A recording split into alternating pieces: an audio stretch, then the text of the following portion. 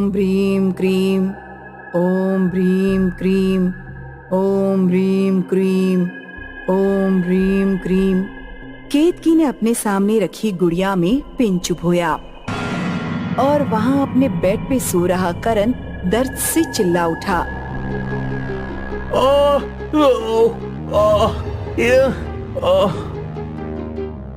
क्या हुआ? क्या हुआ करण? करण उठकर बैठ गया, पर जैसे ही उसने अपनी आंखें खोली तो उसकी आंखों में गुस्से की आग थी। क्या हुआ? क्या हुआ?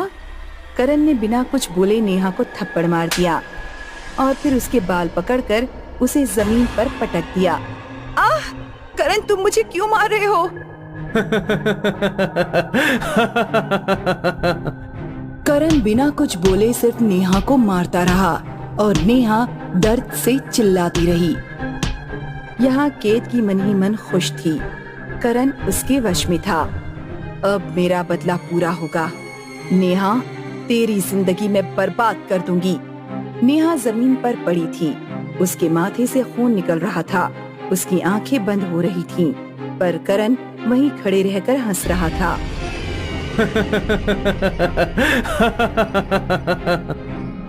आप सोच रहे होंगे कि आखिर ये सब क्या हो रहा है, ये सब कौन लोग हैं? करण और नेहा की शादी को अभी 6 महीने ही हुए थे। उन दोनों की लव मैरिज थी। करण नेहा से बहुत प्यार करता था।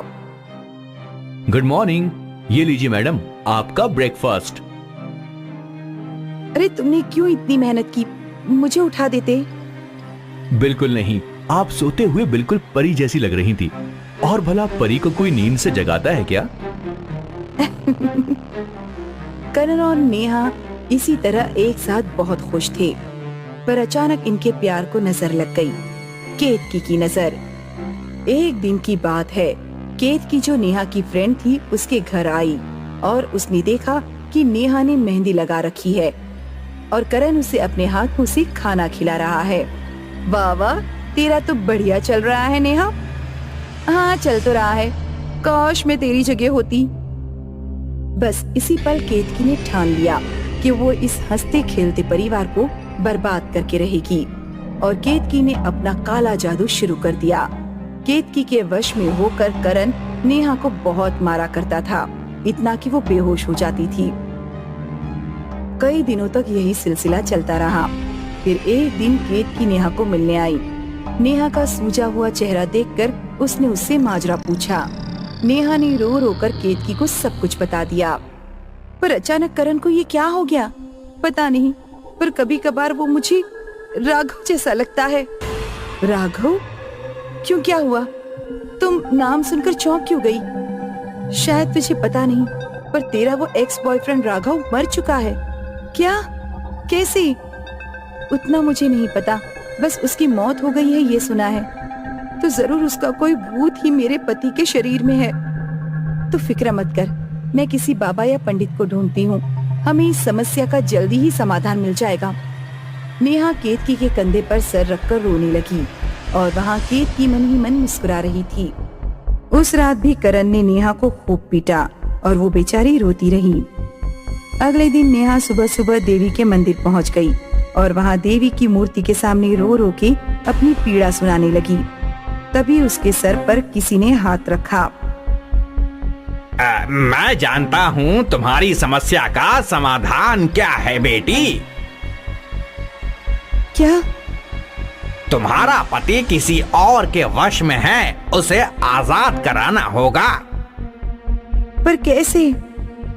उसके लिए हमें आधी रात को उसका पीछा करना होगा। वो जरूर उसके पास जाता होगा जिसने उस पर वशीकरण किया है। आज की रात मैं तुम्हारे घर में ही रहूंगा।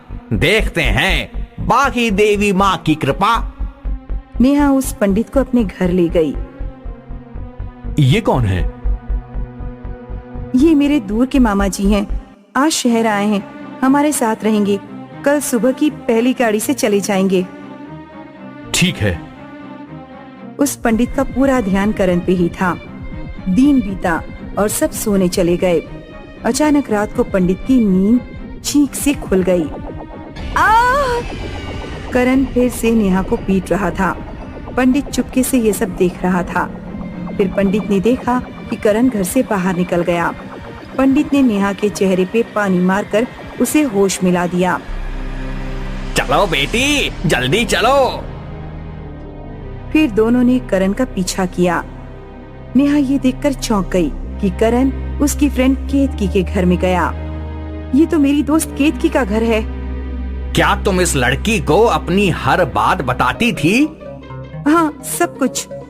बस यही तुम्हारी गलती है बेटी। जिस दोस्त पे तुमने इतना विश्वास किया, उसने तुम्हारे साथ विश्वासघात किया। पंडित और नेहा दोनों केतकी के घर के अंदर गए और देखा कि केतकी टोटका कर रही है। करण सामने बेहोश पड़ा था। पंडित ने अपने मंत्रों से केतकी को बांध दिया। बता, ये सब क्यों किया तूने? तुझे इस लड़की से इतनी जलन क्यों है? जलन नहीं, बदला। बदला? पर किस चीज का बदला? मेरी जिंदगी बर्बाद करने का। मैंने ऐसा क्या किया? क्या किया? करण और मैं बचपन से एक दूसरे को जानते थे। हम अक्सर एक साथ घूमा करते थे। मैं मन ही मन करण को बहुत प्यार करती थी, पर कभी उसको बता नहीं पाई। फिर तुम आई। करण को तुम पहली नजर में ही पसंद आ गई। वो तुम्हारे पीछे दीवानों की तरह पागल था। जो प्यार मेरे नसीब में था, तुमने वो मुझसे छीन लिया और बस मैंने तुमसे बदला लेने की ठान ली। और तुम्हारी मौत के बाद मेरा बदला पूरा भी हो जाता, अगर ये पंडित नहीं आता तो। और बस तभी करण को होश आ गया और करण ने नेहा का गला दबा दिया।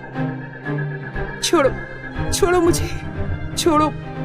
नहीं छोड़ूंगा, बिल्कुल नहीं छोड़ूंगा। बेटी, ये तेरा पति नहीं है, ये तो कोई और है।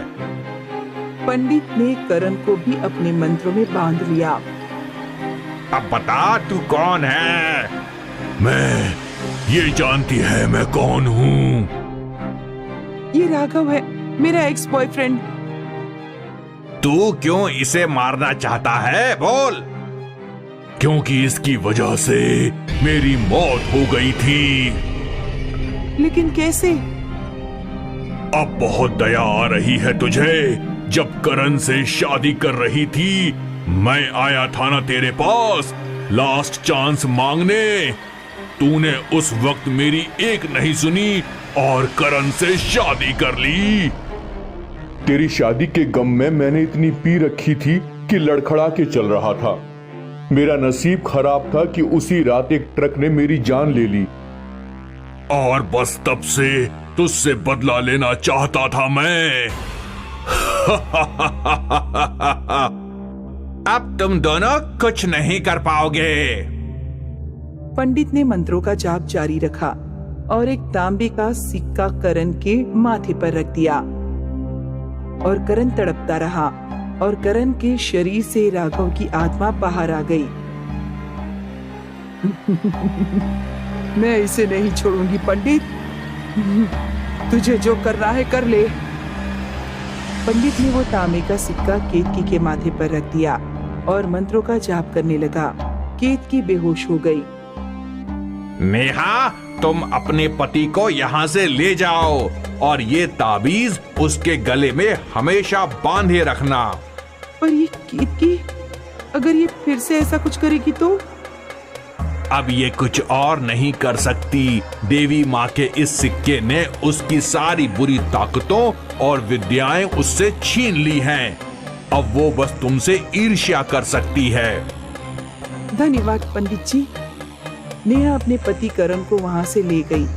पंडित ने केतकी के सारे जादू टोने की वस्तुओं को आग लगा दी और फिर वो खुद घर से बाहर आ गए। उनके घर से बाहर आते ही केतकी को होश आया और वो चीखने चिल्लाने लगी। वो अपनी सारे जादू टोनों की किताबों को आग से बचाना चाहती थी, पर जैसे ही उसने आग में हाथ डाला, उसके शरीर को आग लग गई। केतकी चीखती चिल्लाती तड़पती तड़पती मर गई। तो वीडियो को बनाने में थोड़ा मेहनत लगा है यार, तो ये बता दो कि कैसा लगा वीडियो, कमेंट करके यार। मजा आया तो यार लाइक शेयर सब्सक्राइब कर दो यार, पैसा थोड़ी ना लगता है।